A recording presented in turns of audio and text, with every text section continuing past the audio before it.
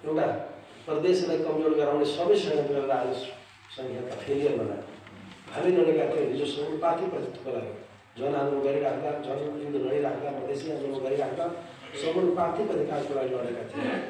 अल्पसङ्ख्यकले, कमजोरले, गरिबले शासनमा सहभागिता पाउनुपर्छ भनेर हामी लडेका थियौँ। तर आज नेपालमा शासकलाई आरक्षण, शासकलाई समानुपातिक अधिकार बनाइदियो। आज हुने खाने वर्गहरू ती अवसर प्राप्त गरिरहेछन्। समानुपातिक कोटामा को गइरहेछ तपाईँ नजर उठाएर हेर्नुहुन्छ भने शासक वर्ग, शासक जातिले त्यो अधिकार पाइरहेछ। जसले चुनावै जित्दैन त्यो समानुपातिकमा जाने लोकतन्त्रको मजाक हो। चुनाव हार्नेहरू समानुपातिक कोटामा जाने, ठुला बडाहरू समानुपातिक कोटामा जाने भनेपछि समानुपातिकको बेइज्जती गरिदियो। यस्तो संरचना बनाए कि जनताले चिन्नै नसकेर प्रतिनिधि छान्नु परेको स्थिति छ। तपाईँहरू पनि 2 वर्ष अगाडि भोट दिनुभएको थियो। तपाईँले दिएको भोट एकचोटि याद गर्नुहोस्। प्रत्यक्ष पनि भोट हाल्नु, समानुपातिक पनि भोट हाल्नु। समानुपातिक भोटबाट को जित्यो तपाईँ आफू भन्नुहोस्। प्रत्यक्ष जितेकाहरू त त्यही दिन काउन्टीबाट थाहा पाउनुभयो। तर समानुपातिक भोटबाट को सांसद बने, को विधायक बने तपाईँले पनि थाहा छैन।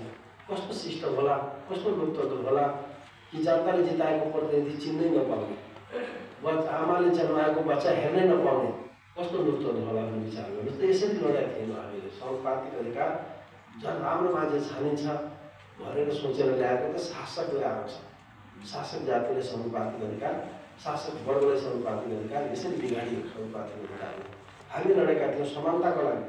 सबै नेपालका भाषा, भाषी, धर्म, संस्कृतिहरू बराबर हुनेछ भनेर लडेका थियौँ। तर आज नेपालमा खास भाषालाई विशेष अधिकार दियो, खास पोसाकलाई, खास संस्कृतिलाई विशेष अधिकार दियो। समानताको लागि लडेका थियौँ, विशेष अधिकार पायौँ। हामीले प्रतिस्पर्धाको लागि लडेका थियौँ र आज सिन्डिकेट पायौँ।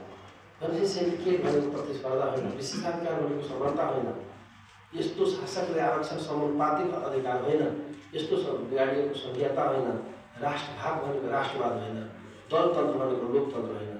आजकल कयौँ नेताले भ्रमित गरिरहेका छन्। पार्टीको शासनलाई गणतन्त्र भनेर उपदेश दिइरहेका छन्, लुटतन्त्रलाई लोकतन्त्र भनेर उपदेश दिइरहेका छन्। यो कुरा त नेपाली जनता भोगिसकेको छ। हिजो पञ्चायती कालमा पनि राजाले पञ्चायती भने, पञ्चायती भनेको समूहको, समाजको शासनलाई, समाजको निर्णयलाई पञ्चायती भन्छ। मासको निर्णयलाई, समूहको निर्णयलाई पञ्चायती भन्छ। राजाले केही समय पञ्चायतीको मुखमा 30 वर्ष शासन गर्दै। आज यी पार्टीका नेताहरूले गणतन्त्रको आवरण बनाएर, लोकतन्त्रको नाटक देखाएर, दाँत लोकतन्त्र देखाएर दलतन्त्रको जो अभ्यास गरिरहेछ, मान्छेले भ्रमित पारिरहेछ। त्यसमा म विशेष अपिल गर्न चाहन्छु नेपाली जनतालाई। अहिलेको व्यवस्था भनेको दलतन्त्र हो, पार्टीको शासन हो। जनतन्त्र यसलाई हामी लोकतन्त्र भन्यो भने ठुलो गल्ती हुन्छ। अहिलेको शासनले गणतन्त्र भन्यो भने ठुलो गल्ती हुन्छ। अहिलेको शासन भनेको लुटतन्त्र हो, अहिलेको शासन भनेको दलतन्त्र हो। त्यो दलतन्त्र पनि लुटेर भाग्ने दलतन्त्र। अहिलेको शासन र त्योभन्दा अगाडि यो शासन लुट दुइटैमा थियो। र हिजोका राजा महाराजा लुटेर नेपालमै राख्थ्यो र अहिलेका राजा महाराजा लुटेर अमेरिका, अस्ट्रेलिया विकसित देशमा लगेर थुपाइरहेको छ। कुन नेता छ, कुन ठुला बाडे मान्छे छैन छ जसको छोराछोरी विदेशमा छैन। जति पनि नेपालका ठुला बडाहरू छन्, चाहे कर्मचारीमा होस्, चाहे सेक्युरिटीमा होस्, चाहे न्यायालयमा होस्, चाहे इलेक्ट्रिसियनमा होस्, चाहे व्यापारीमा होस्, सबै घरानीहरू, सबै माथिल्लो दर्जाका मान्छेहरूको घर विदेशमा छ।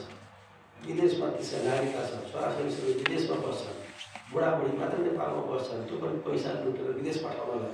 अनि यस्तो वर्ग जसले लुटेर भाग्ने वर्ग, दलतन्त्र पनि लुटेर दलाल भगौटा वर्ग, यो दलतन्त्र भयो। यो दल नेपालीहरूको होइन, नेपाललाई लुट्ने, विदेशीको सेवा गर्ने दलालहरूको भयो। त्यसैले यस्तो व्यवस्थालाई कसैले लोकतन्त्र भन्यो भने भन्दा ठुलो धोका केही पनि हुँदैन। त्यसैले यो नेताहरूले जो लोकतन्त्र, लोकतन्त्र, गणतन्त्र, गणतन्त्र भन्दै मान्छेले ठाटिरहेछ। मैले यो कुरा हेर्दा रामायणको रावणको दृश्य याद आउँछ। रावणले सीतालाई अपहरण गर्न जाँदा साधुको ड्रेस लगाएर गएका थिए। रावण आफ्नो रूपमा गएका थिएन, रूप बदलेर गएका थिए। अहिलेका नेताहरू रावण जस्तै रूप बदलेर छल गरेर जानकारी घाटिरहेछ। यदि लोकतन्त्र भए त लोक मोटाउँथे नि। नेपालमा म सोध्न चाहन्छु तपाईँको मिडिया मार्फत यी नेताहरूलाई, जसले नेपालमा लोकतन्त्र भन्छ, लोकतन्त्र भएको भए त जनता मालिक हुन्थ्यो, जनता मोटाउँथ्यो। जसरी हिजो राजतन्त्रमा राजाका आसेपासेहरू वंशहरू मोटाए भने यदि लोकतन्त्रमा त जनता मोटाउनु पर्थ्यो। जनता त मोटाएको छैन, नेताका आसेपासे मोटाएको छ, पार्टीका मान्छे मोटाएका छन्। पार्टीका नेताका अगाडि पछाडि गर्नेहरू मोटाका छन्। पछि यसलाई तपाईँ के नैतिकतालाई जोड्नु? राजनीतिमा जनताको सुरक्षाको जिम्मा भने आन्दोलनकारीले आन्दोलनकारीको योजनालाई सरकारले बुझेर त्यसको व्यवस्थापन गर्नुपर्छ। सरकारले भनिरहेको छ आन्दोलनकारी 5,000 6,000 थियो। यदि 5,000 6,000 थियो भने त 50,000 सिक्युरिटीले काठमाडौँमै छ। राजधानीमा मान्छे सुरक्षित हुन सकेन। तपाईँ सुनिराख्नु मिडियाकर्मीहरू जलिराख्दा कोही पुलिस एकचोटि पनि ट्राई गरेन। राजनीति थियो त पुलिसको कमी थिएन, ती घरमै पुलिस थियो भनेर सुनिरहेको छौँ। अनि ती घरमा जलिराख्दा पुलिस किन बचाउन सकेन भन्ने प्रश्न आउँछ।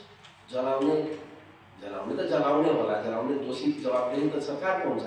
तपाईँले यहाँ बसिरहेको छ, कोही आएर यहाँ हमला गरिदियो, कोही आएर यहाँ डकैती गरिदियो भने त डकैतीको काम हो डकैती गर्ने, तर सरकारको काम उसलाई गर्नु भने जवाबदेही त सरकारसँग मिल्नेछौँ। किनकि हाम्रो जीवन सरकारले लिइरहेछ नि, आन्दोलनकारीले लिइरहेको छैन। देशको शान्ति सुरक्षाको जिम्मा पुलिस प्रशासनको अथोरिटी सरकारसँग छ, शान्ति सुरक्षाको अथोरिटी सरकारसँग छ।